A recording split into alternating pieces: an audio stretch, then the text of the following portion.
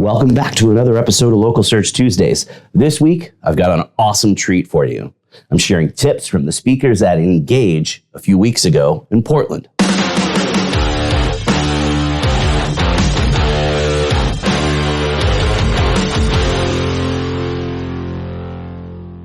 I was lucky enough to be invited to speak at Engage last month, but you probably already know that since I shared a recording of my session last week. But as always, I grabbed some of the speakers and had them share tips that would help digital marketers, and this time we got some really amazing tips. Check them out. All right, if I had one tip for every digital marketer moving into an AI-ish kind of world, it would be this. You should take a query about your company and run it every week in 3 to 4 to 5 different models, because that's the only way you're going to truly understand when they're getting smarter and when they're getting better and when they're getting more consistent at answering questions that you know to be true. So I'm telling you, it's super easy, especially if you use Poe.com. You can put a query in, you can click multiple different LLMs, and it'll run it across all of them, and then store those answers, so then you can use AI to compare them against each other and see who's getting things right and wrong. All right, gang. Look, I've got a couple of quick tips for you here. Not surprisingly, everything that we're going to touch on is related to AI. First off, if you're nervous about AI, you need to put that aside. You have to adapt and adopt AI in what you're doing. It's something that businesses are looking for. It helps make you more efficient. You will find ways to improve what you're focusing on. And there's another very important reason. It's because AI is coming whether you want it to or not. You don't have to like change, but you do have to adapt to it. You can't be blocking AI bots on your website. You need to let them in. As we advance and we grow to an era of AI agents, we are literally going to be filtering all of our content through our AI agents personally. And if you won't let those base crawlers in from an AI, there's zero incentive for them to show you to a consumer. So you block the crawler, you block your future. Don't be doing that. Adapt to this, get in there. Best $20 a month that you're going to spend is ChatGPT Plus. All right, so if you are going to create AI content or content with AI, here's my tip. Please don't forget about the humans behind the content and the humans we're creating the content for. You have a lot of skill, expertise, experience, and brilliance that you are bringing to the table when creating content through AI tools. Remember that, and remember that the tools are just that. They're just tools. And remember that the content you're creating is built for the people we're trying to reach. Keep it human-centered, keep it human-focused, keep humans at the center of it, and you will go far. All right, so one of my newest ways to come up with sales enablement topic ideas is to take a transcript from a sales call, drop it into ChatGPT, and ask ChatGPT to identify what's the tone, what were the hesitations, what were the questions being asked, and what kind of content can I create to address these hesitations, the questions, to make the tone more of a positive sentiment, if it was a negative sentiment at all.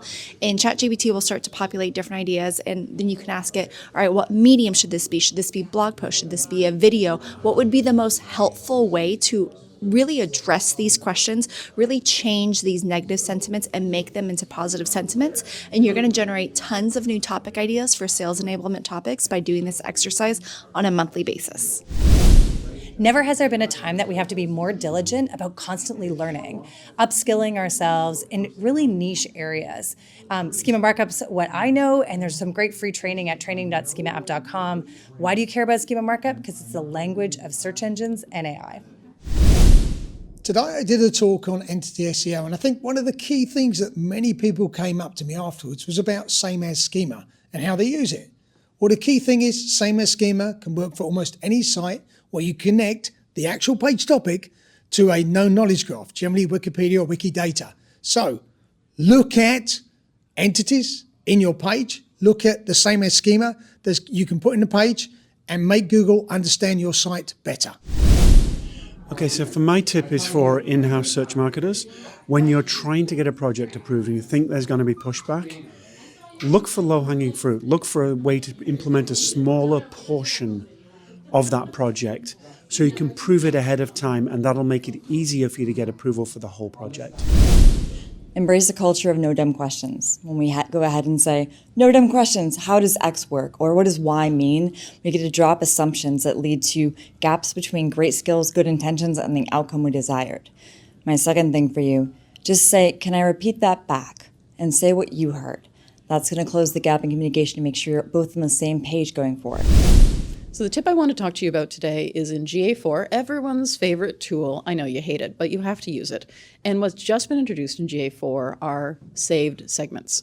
Segments, if you haven't ventured into the brave world of explorations in GA4, are kind of like how segments were in Universal Analytics. You can create segments based on characteristics of users or how they got to the website, or even time-based segments. So someone did this and then 5 days later they did this. They're really cool. They're great for remarketing, but they're also great for segmenting your audiences in GA4. And that's what you can do with your segments. You can create audiences based on segments. If you're in local SEO, create some audiences and segments based on the location that people are in. And I don't mean their city, because GA4 doesn't always know where people are from, but the location page they might have viewed. Try creating a segment of everyone who visits the website except for people who looked at your jobs page, and then you're removing people from your website conversion rate, or pardon me, key event rate, from people who may not ever actually become a lead because they want to work there. They don't necessarily want to buy your products. Think about different ways you can create audiences/segments based on personas or different characteristics. Did people who watch this video, are they more likely to end up converting down the road? Those are all sorts of interesting stuff you can do with segments, and if you haven't gone explorations and check out segments, you really should. It is probably the best part of GA4. When diving into technical SEO issues, it's tempting to say, or look at the issue at face value. So example, duplicative H1s, and saying, we just need to clean these up. But realistically, you should be diving deeper into what is systemically causing those issues. Maybe it's something with your CMS. Maybe it's somebody who's just not doing the correct document outline best practices.